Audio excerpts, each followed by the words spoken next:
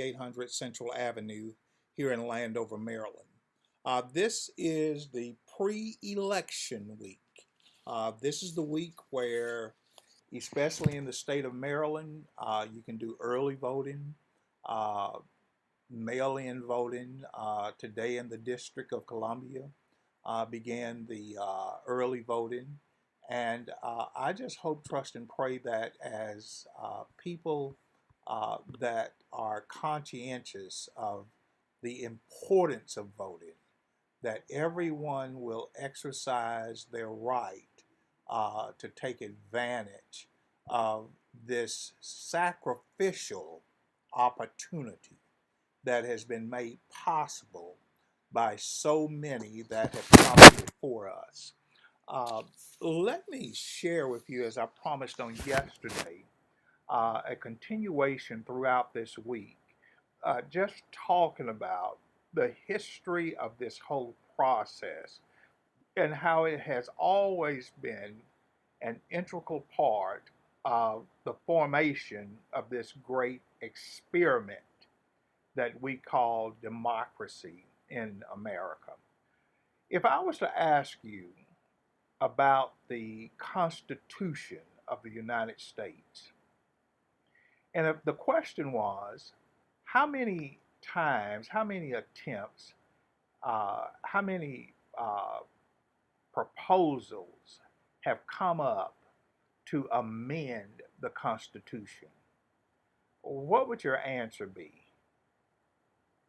500, 1,000, 2,000, 3,000?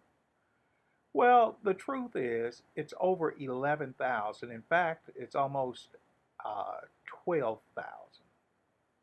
But when you look at the amendments to the Constitution, which I think is interesting all by itself, there haven't been that many constitutional amendments, although there have been literally tens of thousands that have come up as proposals for amendments. So when you look at the number of constitutional amendments, there are only 27. Here's the other irony of the 27.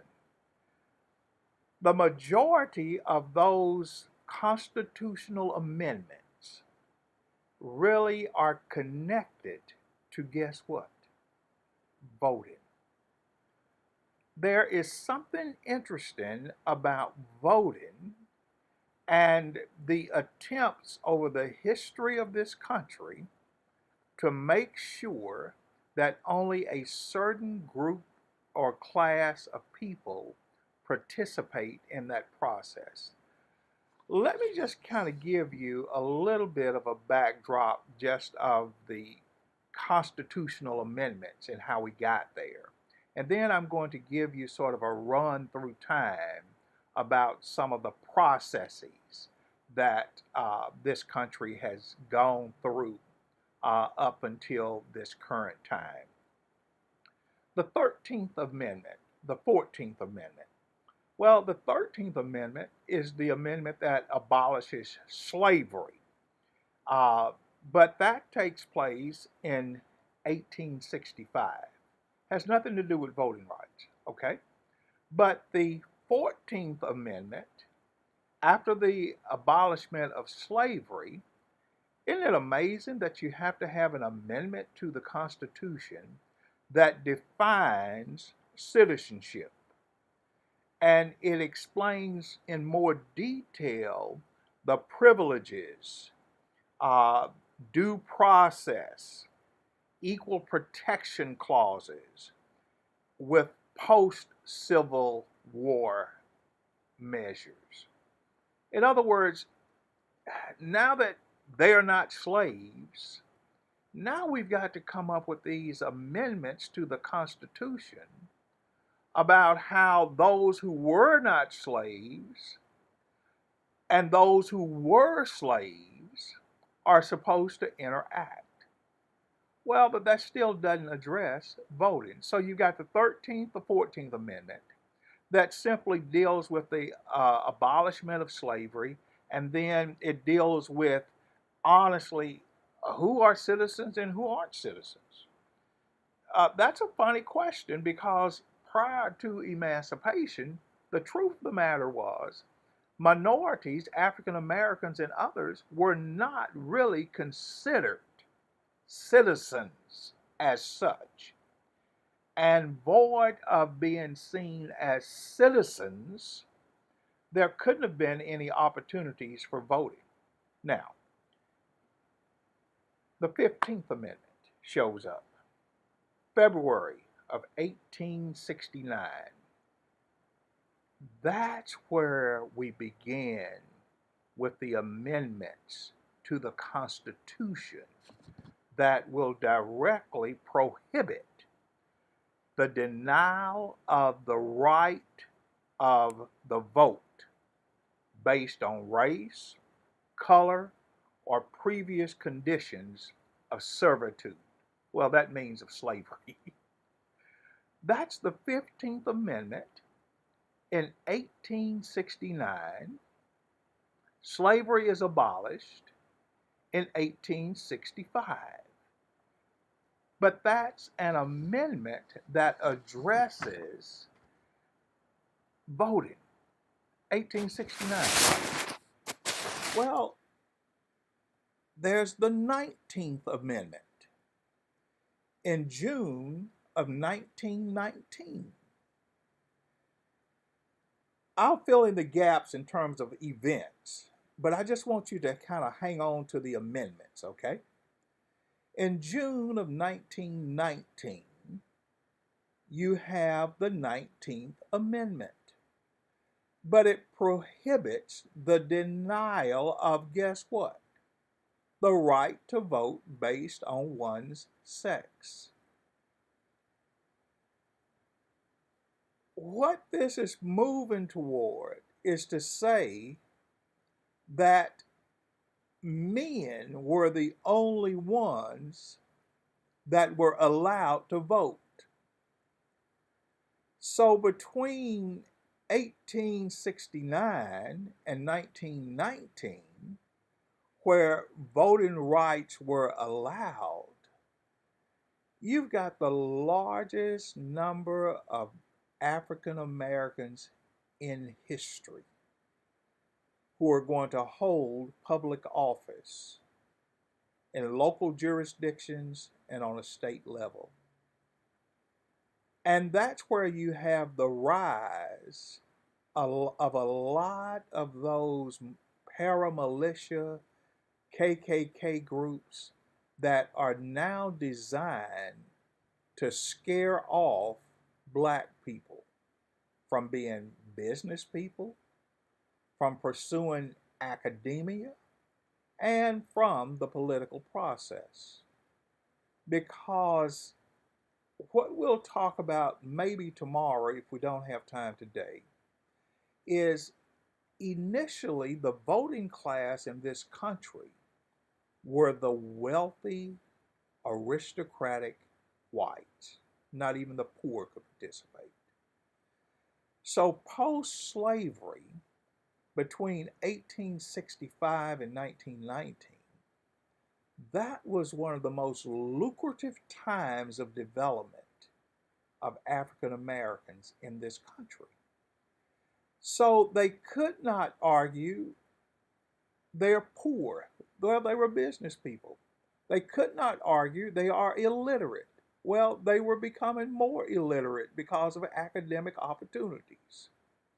So finally, and the 19th Amendment comes along, and now it's going to say, well, women can participate. We cannot deny participation in this process because of gender. And finally, on August 13th, 1920, that's when women are allowed to vote. Well, let's move to the 24th Amendment. That's in 1962. Now, I'm born by then, I'm born in 1954. But by July 23rd, 1964, That proposal that came up in September of 1962 deals with voting. This amendment prohibited the revocation of voting rights that were strictly due based on the non-payment of a poll tax or any other tax. Well, what have we just learned? From the time that a person of slave or any other lower class were permitted to vote by the 14th or the 15th Amendment to the Constitution, all of a sudden now you've got this tax. Well, people couldn't afford to pay the tax. Well, if they couldn't afford to pay the tax, guess what? They couldn't vote.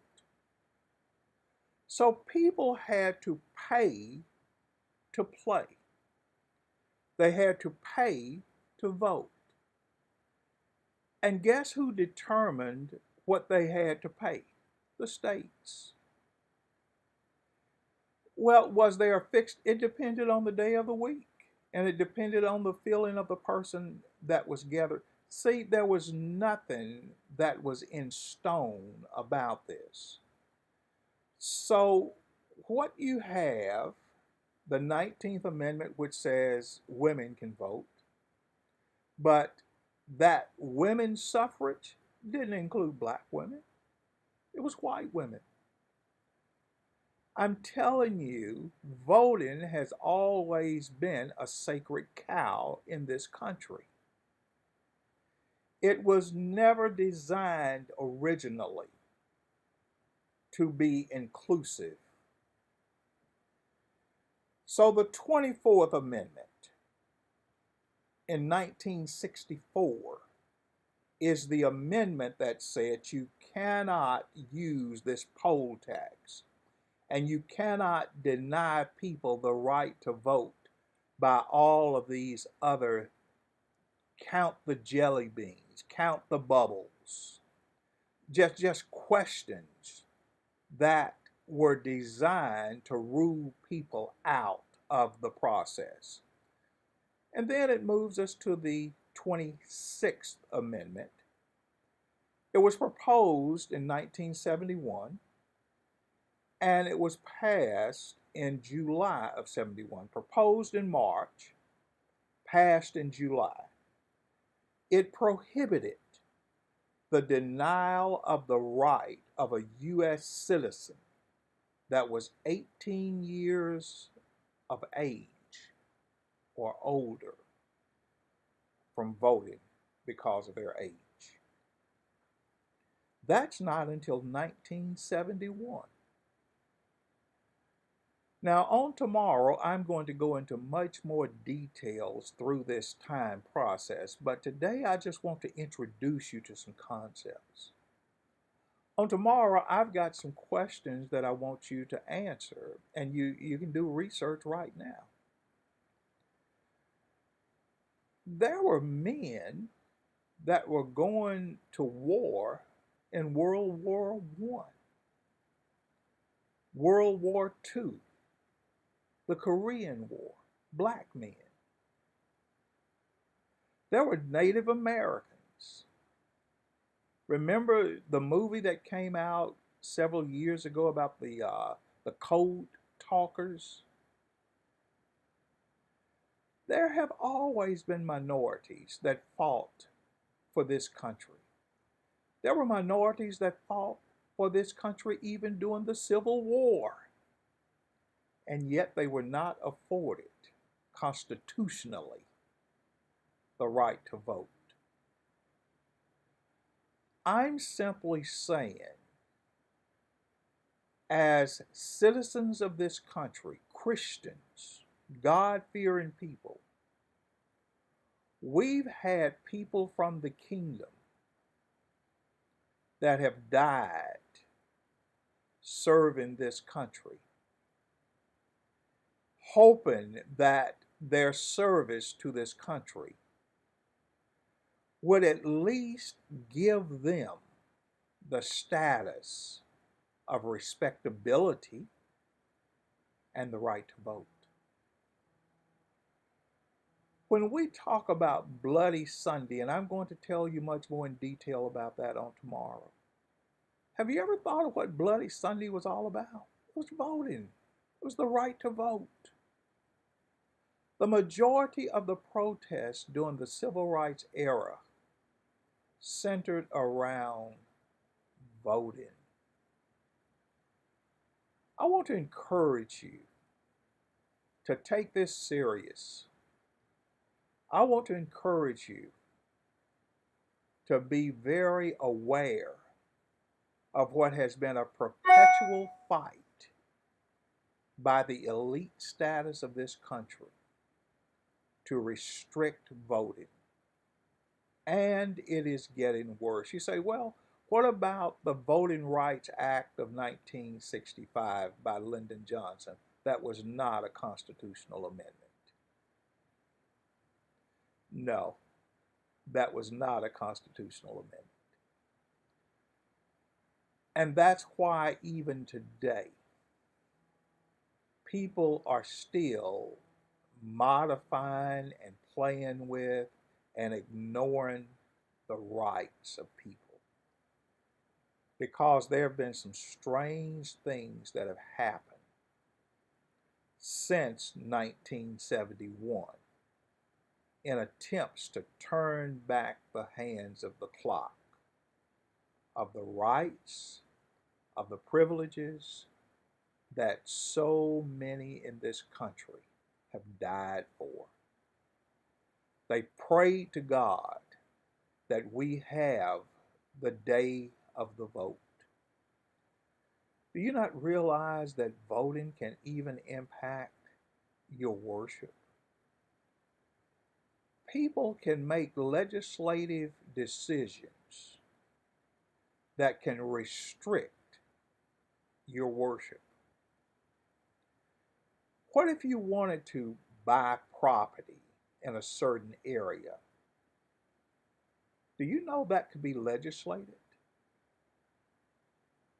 What if you wanted to, let's say as a congregation, we wanted to rent the Kennedy, not the Kennedy Center, but let's say we wanted to rent the Civic Center, or we wanted to rent the stadium. Do you not realize that legislatively we could be restricted from doing that because we are a religious entity? See, when I hear people talk about the separation of church and state, I'm saying that is a smokescreen. That has never been true. That has never been true. Never.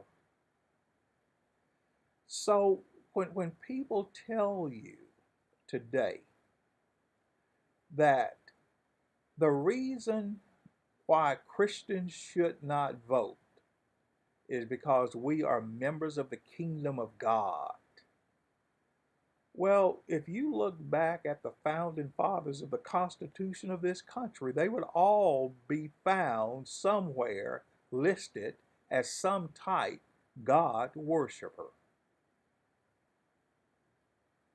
So if it was all about God and people created equally under God, neither Jew nor Greek, bond nor free, then why in the world did the God-fearing founders of this country need an entirely separate law governing this country?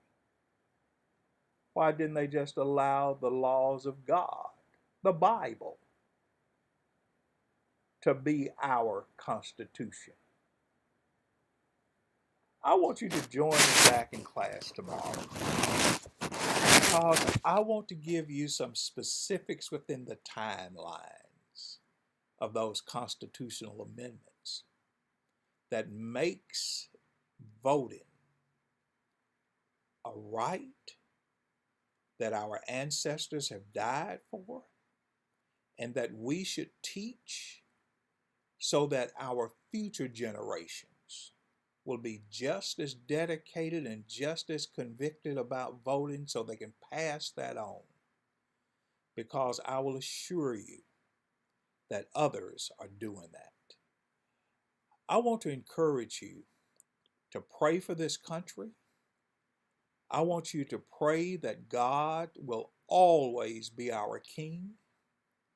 I want you to pray that God allows those who are put in those earthly positions to be more representative of who we are as God's people. And as God's people, please be involved in the process called voting. Please pray with me. Father, it's your grace that gets us through every day. And I pray even as we serve you, as we become more aware of the country that we live in, help us, Father, to not shy away from being a voice of clarity. Help us, Father, to be the ones that will stand for what is right in your sight. And help us, Father, be the ones who will advance this country as a democracy, but also to advance this country as a country that is seeking you as its God. Father, I pray as we approach this upcoming election that the citizenry of this country will exercise their vote. And I pray, Father, that as each person votes, they will understand that you are the King of Kings and you are the Lord of Lords. And you allow for these earthly rulers to be set up, and you also can take them out. And I just pray, Father, that we will trust you even during these times of uncertainty. Father, I pray that you will watch over our families who are grieving, especially Sister Moon at this time, who has lost her sister.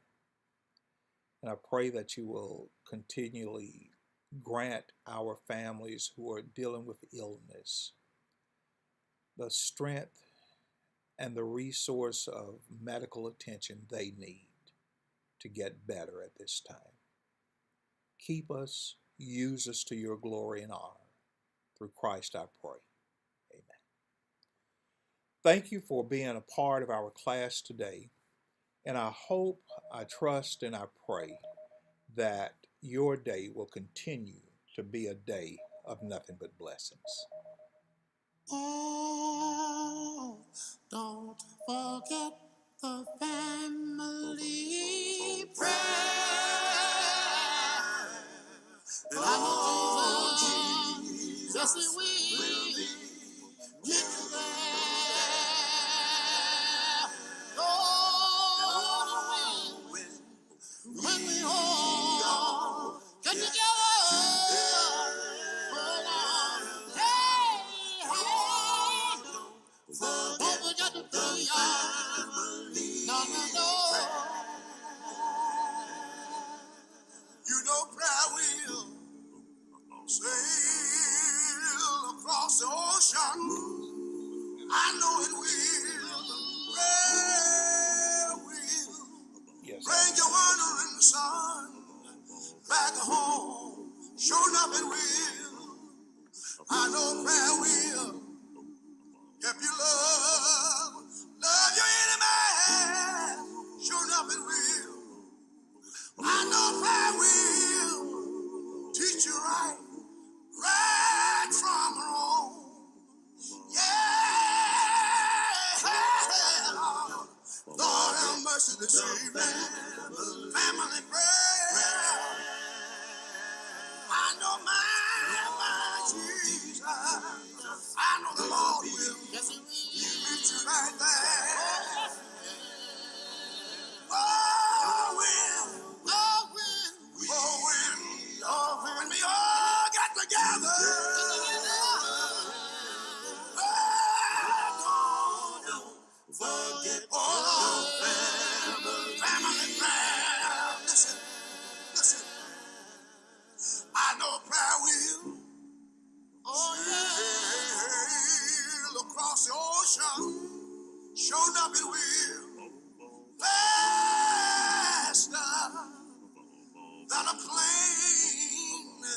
can go.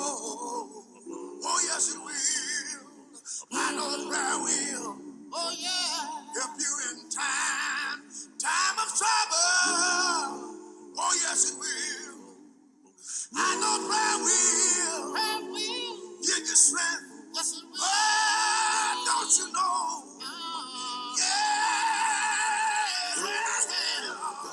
Lord, have mercy this evening. Family prayer.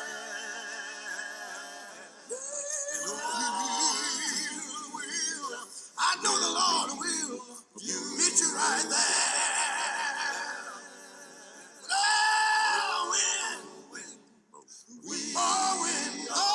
When we all got together, yeah, forget all our family life. Come on, Robert. You know prayer will help you in a time of sorrow. Oh, yes, it will. Lord, prayer. I know prayer will bring peace into your home. Sure enough, it will. Oh, yes, it will.